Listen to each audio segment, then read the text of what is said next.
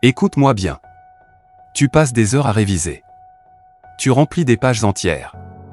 Tu surlignes tout en jaune. Tu relis tes cours 3, 4, 5 fois. Et pourtant, le jour de l'examen, blanc total. Tu regardes la feuille. Et tu te dis, j'ai révisé ça, j'en suis sûr, mais où est-ce que ça s'en est allé? Que je vais te dire aujourd'hui va peut-être te mettre mal à l'aise. Parce que le problème, ce n'est pas ton intelligence. Ce n'est pas ta mémoire. Ce n'est même pas le fait que tu ne travailles pas assez. Le problème, c'est la méthode.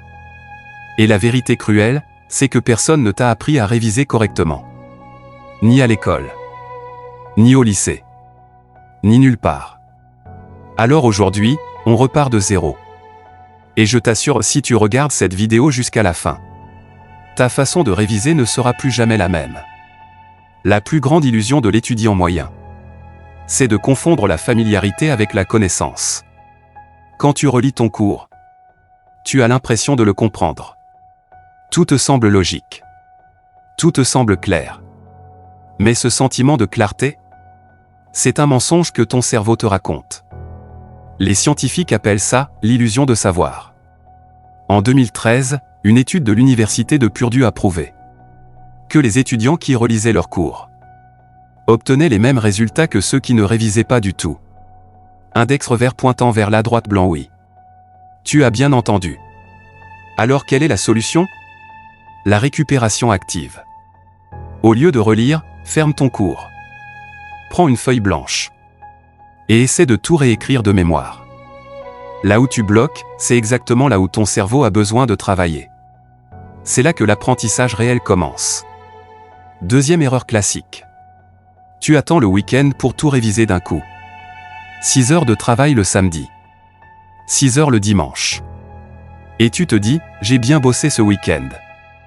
Mais ton cerveau, lui, il ne fonctionne pas comme ça. Il y a un principe que tout étudiant qui réussit connaît. La courbe de l'oubli d'Ebbinghaus. Hermann Ebbinghaus, un psychologue allemand du 19e siècle, a découvert quelque chose de brutal. Dans les 24 heures qui suivent une révision, tu oublies jusqu'à 70% de ce que tu as appris. 70%. En une seule journée. Index revers pointant vers la droite blanc la solution? L'espace répétition. Au lieu de réviser 6 heures d'un coup, révise 20 minutes aujourd'hui. 20 minutes dans 2 jours. 20 minutes dans une semaine. Même quantité de travail. Résultat complètement différent. Ton cerveau retient mieux ce qu'il répète dans le temps. Pas ce qu'il avale en une seule fois. Troisième erreur est celle-là, presque personne n'en parle. Imagine, tu t'assois à ton bureau. Tu ouvres ton cours. Ton téléphone est à côté de toi juste pour la musique, tu te dis. Tes notifications sont activées. La télé tourne en fond. Et là, tu te demandes pourquoi tu n'arrives pas à te concentrer? Il y a une étude de l'Université de Californie qui dit: après chaque interruption et une notification, un son, n'importe quoi. Il faut 23 minutes à ton cerveau pour retrouver le même niveau de concentration. 23 minutes. Donc si tu reçois 5 notifications pendant ta session de révision, tu n'as jamais vraiment révisé. Index revers pointant vers la droite blanc ce que les meilleurs étudiants font. Ils créent ce qu'on appelle un environnement de focus. Téléphone dans une autre pièce. Pas de musique avec des paroles. Un seul objectif par session. Et des pauses programmées et pas des pauses quand tu en as envie. La règle simple, 25 minutes de travail. 5 minutes de pause. C'est la technique Pomodoro. Et elle fonctionne. Dernière erreur, et c'est peut-être la plus profonde. Beaucoup d'étudiants essaient de mémoriser ce qu'ils n'ont pas encore compris. C'est comme essayer de construire un mur sans fondation. Tu peux empiler des briques, mais ça va s'effondrer. Index revers pointant vers la droite blanc la règle d'or, comprendre d'abord. Mémoriser ensuite.